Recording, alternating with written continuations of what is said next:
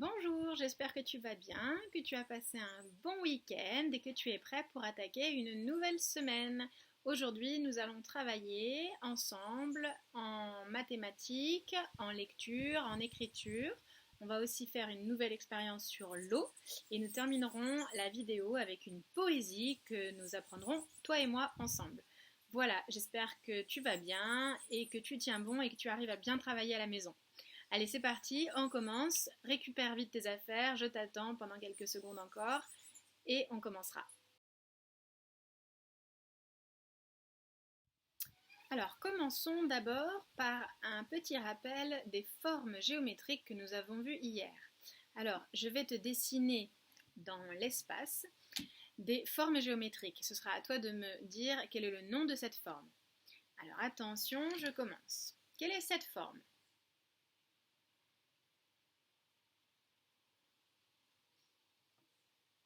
C'est un cercle, un rond aussi.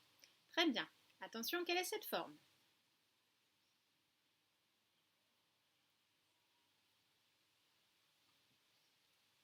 C'est un triangle. Il a 3 côtés. 1, 2, 3. Quelle est cette forme ?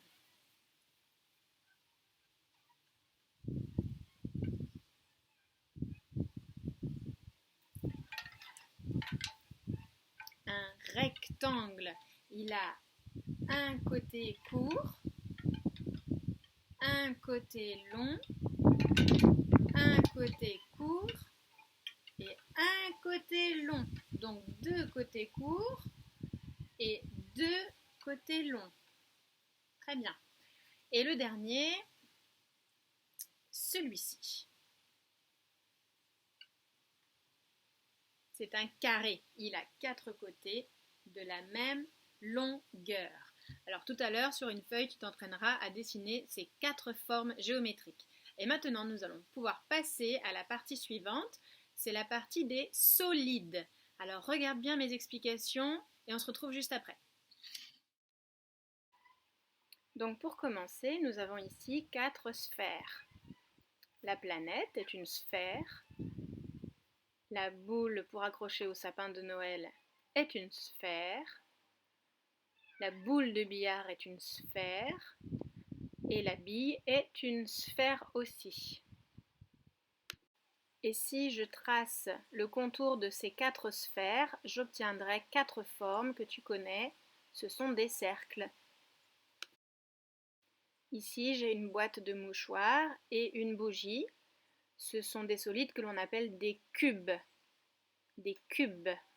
Et si je regarde le cube de face et que je le prends en photo, j'obtiendrai une nouvelle forme, c'est un carré.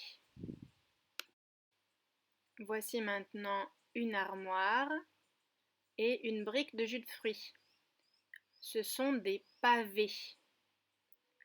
Et si je regarde de face ces 2 pavés et que je dessine ou que je prends une photo, il y aura 2 formes.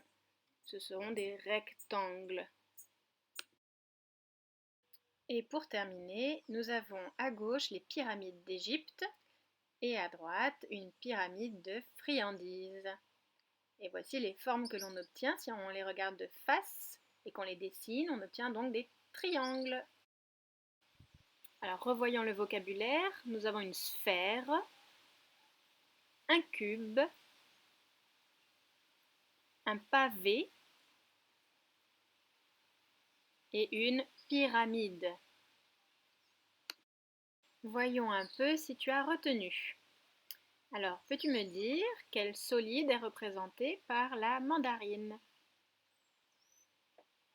La mandarine est une sphère. Très bien. Quel solide est représenté par l'aquarium ? L'aquarium est un pavé. Et quel solide est représenté par la bougie ? C'est une pyramide. Et enfin, le glaçon ? Le glaçon est un cube. Voilà, nous avons terminé avec les solides. Tu pourras t'entraîner à la maison avec un exercice sur fiche. Nous allons passer maintenant à l'expérience sur l'eau. À tout de suite. Donc pour cette expérience, j'ai apporté un petit peu de matériel. Donc nous avons besoin d'une bassine d'eau, comme ici. Et nous avons quelques objets. Et ma question sera de savoir si ces objets-là flottent ou coulent. Alors allons-y ensemble. Ah, j'ai oublié aussi un objet. Voilà. Donc on va essayer de regarder ensemble ce qui flotte et ce qui coule et pourquoi ça flotte et pourquoi ça coule. Alors commençons avec le plus petit objet. Il s'agit d'un caillou. Alors on regarde ensemble, je le lâche. Que se passe-t-il? Il coule. Très bien, je continue avec celui-ci. C'est une brindille, un petit bout de bois. Je le lâche. Alors, tu ne le vois peut-être pas, je vais le pousser sur le bord. Regarde, il est là. Il flotte. Il flotte. Je continue avec un bout de tissu. Voilà, un petit bout de tissu, puisque j'ai fait de la couturière. Alors voilà, un reste de tissu, je le mets dans l'eau. Alors j'attends de voir ce que ça va donner.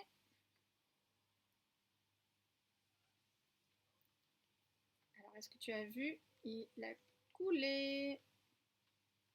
Il est là, à côté du caillou. Alors je continue avec, voilà, cet objet-là. Est-ce que tu sais ce que c'est? C'est un coupe-ongle. Alors attention, je le lâche. Et celui-ci aussi a coulé. Tu vois, il est au fond. Celui-là, la paire de ciseaux. Je lâche. Couler. Et celui-ci, à ton avis, est-ce qu'il va couler ou flotter?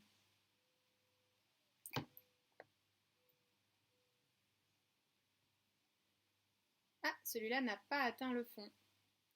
Il est... Alors attends, je vais pousser la brindille. Je vais te montrer. Il est ici. Il flotte. Voilà. Alors, que peut-on déduire? Je te laisse réfléchir un petit peu. Pourquoi certains objets flottent et pourquoi d'autres coulent?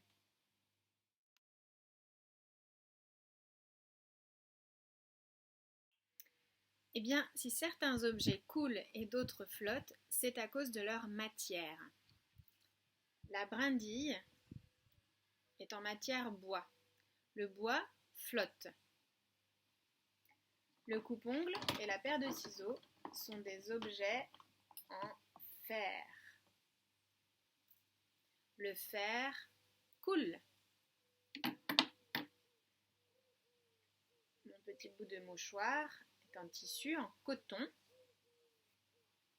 Et le coton, quand il est imprégné d'eau, il coule.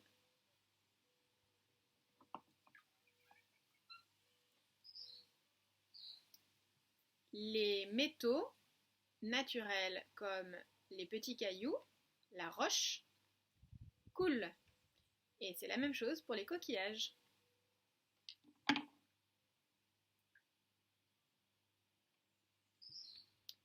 Et ici, j'ai un tube de crème anti-moustique. Ce tube est en plastique et la matière plastique flotte.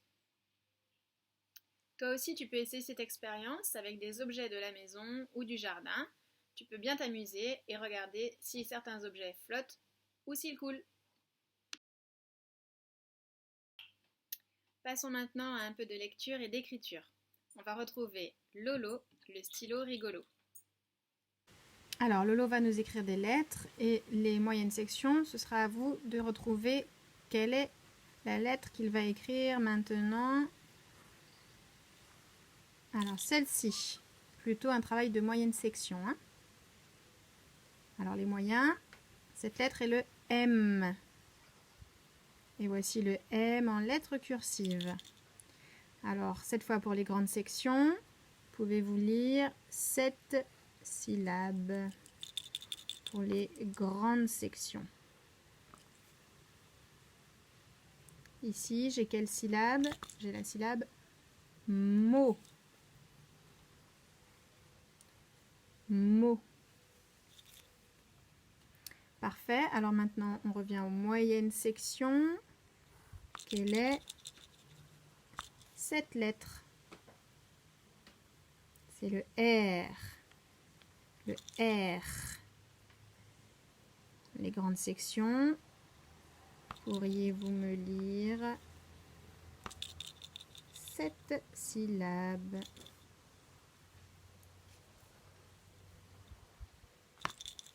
Rue. Rue. Parfait. Alors, on continue. Pour les moyennes sections, quelle est cette lettre? C'est le P. Le P en lettres cursives. Les grandes sections, quelle est cette syllabe?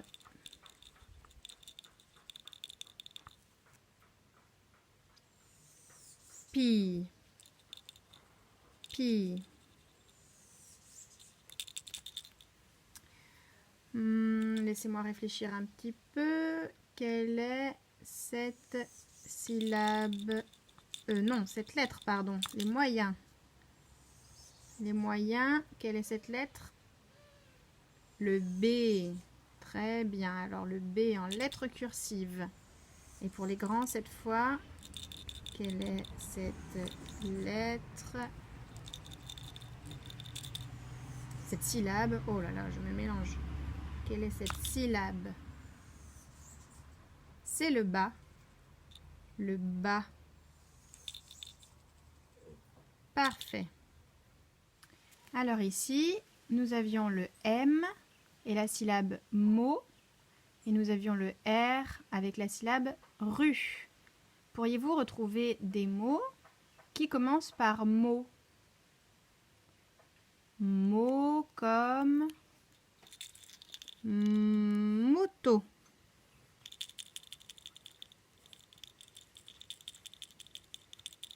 Mots comme moteur.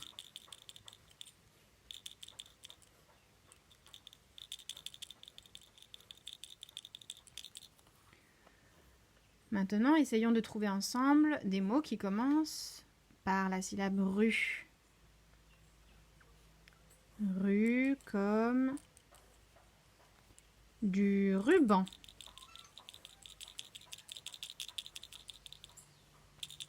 J'ai aussi trouvé rue comme rugby, le sport. Bien. Voici 4 mots que tu peux t'entraîner à écrire. Voyons ces syllabes-là. Nous avions le pi. Pi comme... Quel mot commence par pi? Pirate. Pirate. Le mot pistache.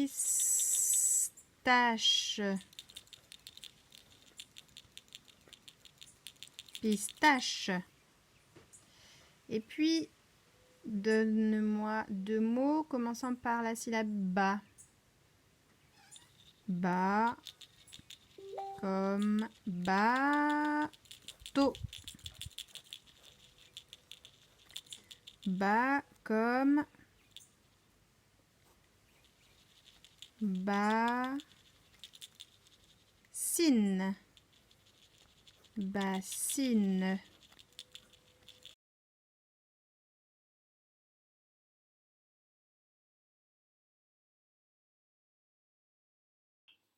Le travail suivant est un travail réservé aux grandes sections. Pour les moyens, ce sera trop difficile.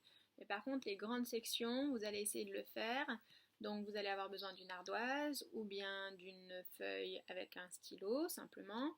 Et si vous n'avez pas ça et que vous voulez même essayer de travailler sur un autre support, vous pouvez prendre un plateau avec de la farine dessus. Ça peut être très rigolo aussi.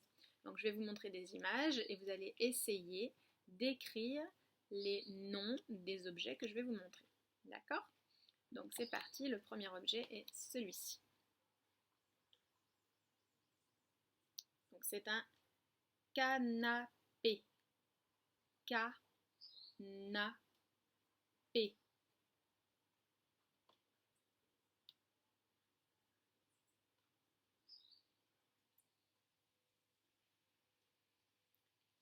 Donc, on a 3 syllabes.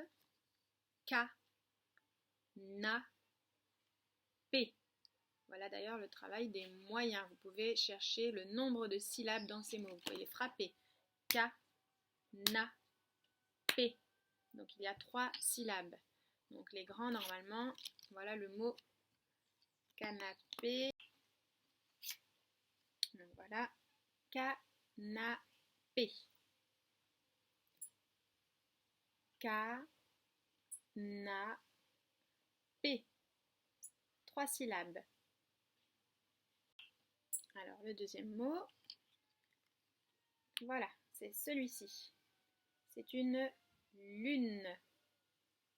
Alors les moyennes sections, je vous laisse frapper sur vos mains pour connaître le nombre de syllabes. Lune. Donc 2 syllabes. Donc à vous les grands pour écrire le mot lune avec 2 syllabes.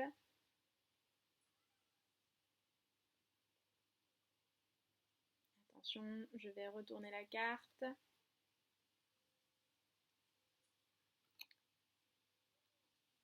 Voilà, lune. L-U-N-E. Lune. Je vous fais un troisième mot que vous connaissez, on l'a vu tout à l'heure. Celui-ci. Alors, qu'est-ce que c'est que ça? C'est un cube. Alors, frappons les syllabes. Combien y a-t-il de syllabes? 2 syllabes. Cube. Cube. 2 syllabes. Donc, les grands, on écrit cube.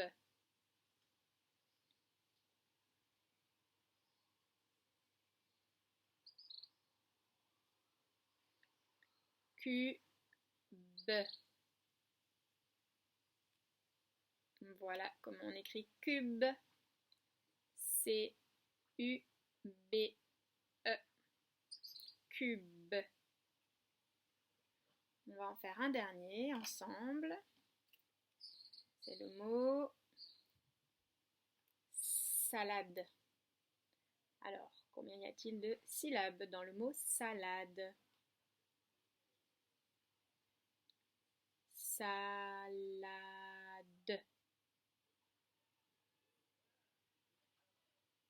3. Salade.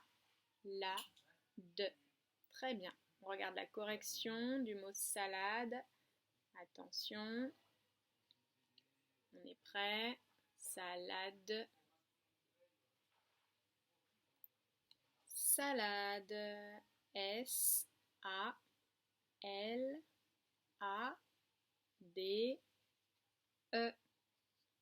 Salade. Pas mal.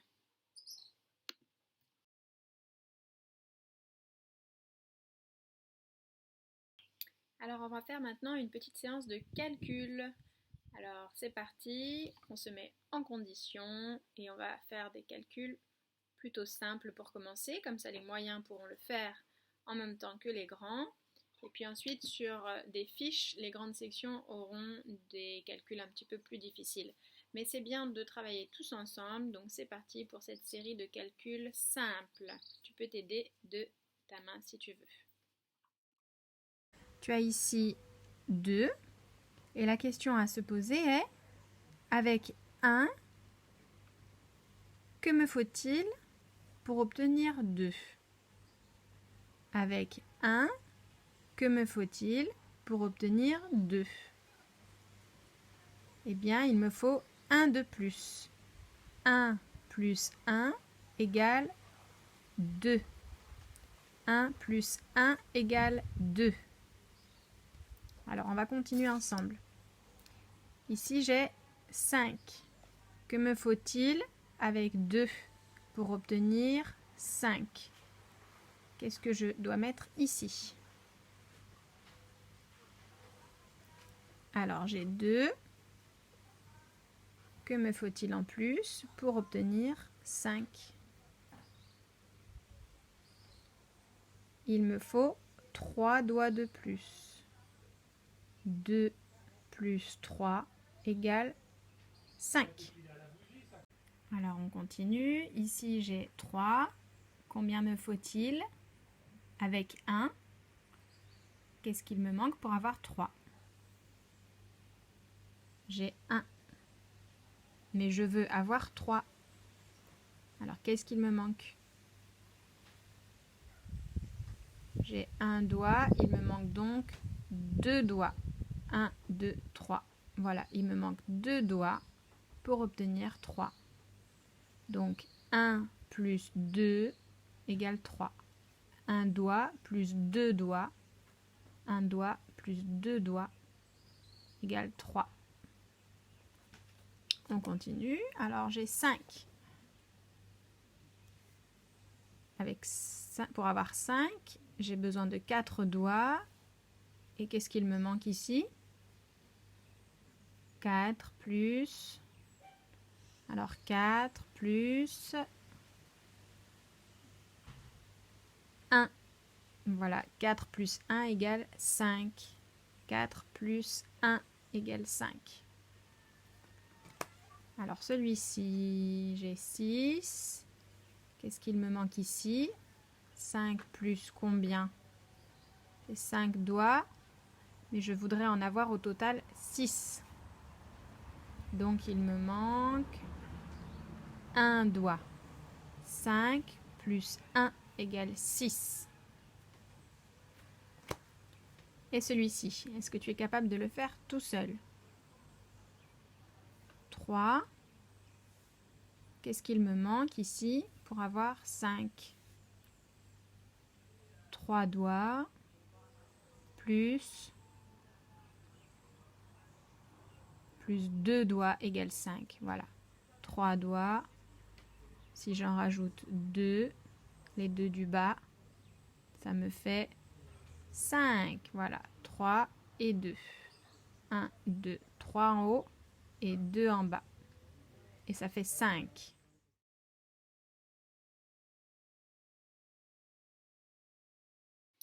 Bien, on a bien travaillé aujourd'hui. Nous avons fait de la lecture, nous avons fait de la géométrie, nous avons fait une expérience avec de l'eau et nous avons fait des calculs.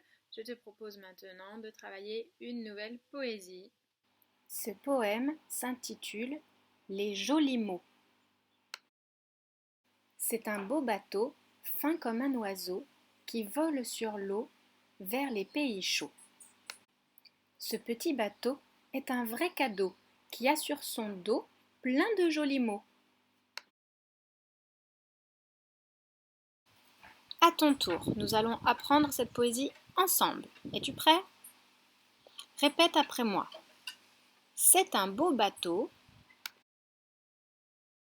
fin comme un oiseau,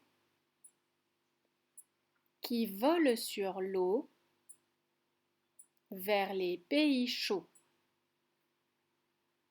Ce petit bateau est un vrai cadeau qui a sur son dos plein de jolis mots. Super, tu as vraiment bien travaillé encore aujourd'hui. J'espère que la vidéo t'aura plu et que tu feras bien tes fiches avant demain. Je te souhaite une bonne journée et je te dis donc à demain.